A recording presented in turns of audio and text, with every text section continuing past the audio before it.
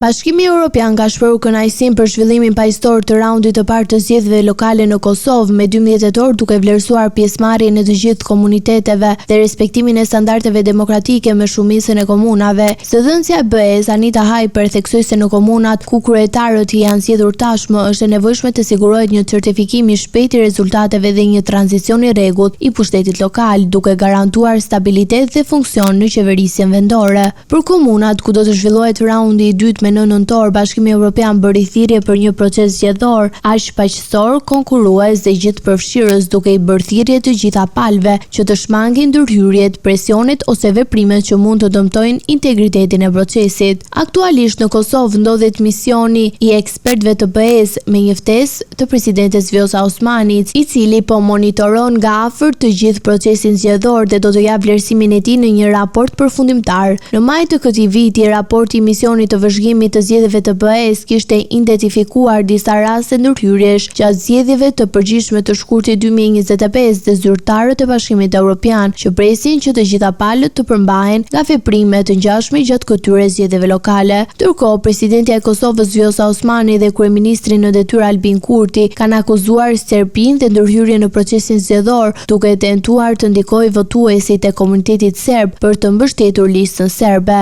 Beogradi zyrtar ka mohuar këto akuza duke theksuar se nuk ka ndërhyrë në zgjedhjet e Kosovës. Tensionet ndërmjet Prishtinës dhe Beogradit mbeten të larta, ndërsa Bashkimi Evropian kërkon respektimin dhe parimet demokratike dhe pjesëmarrje të barabartë të gjitha komuniteteve.